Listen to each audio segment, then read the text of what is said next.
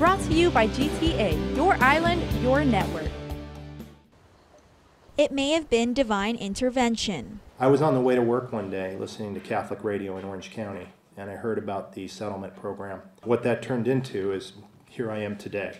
Michael Caspino is a longtime attorney who's handled hundreds of clergy sexual abuse cases. Today, he was announced as executive director of Hope and Healing Guam, a separate entity from the Archdiocese of Agana, charged with addressing claims. The announcement follows the establishment of a $1 million settlement fund, which gives victims an option to a lengthy legal battle.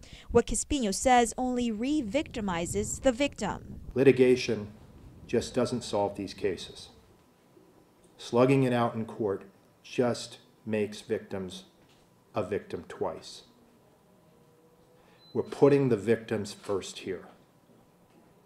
That's the whole emphasis upon what we're trying to do here.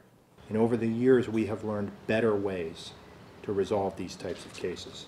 Hope and Healing Guam will also provide victims with much-needed services, including counseling and spiritual guidance. There is a great deal of pain on this island that has been caused by this abuse.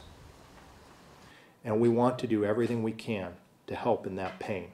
Already, Caspino has talked with attorney David Lujan, who represents a majority of the plaintiffs who've already filed suit against the church.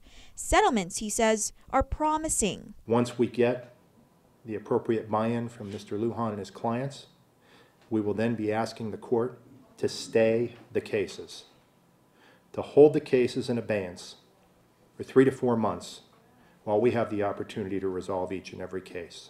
KUAM also spoke with attorney David Lujan after the press conference, who says the offer from the church has its merits. We are willing to continue talking to the church to see if we could reach consensus on a method or, a methodology or, some form of structure where we can all sit down and, try and come to an agreement regarding each individual victim, short of an actual trial.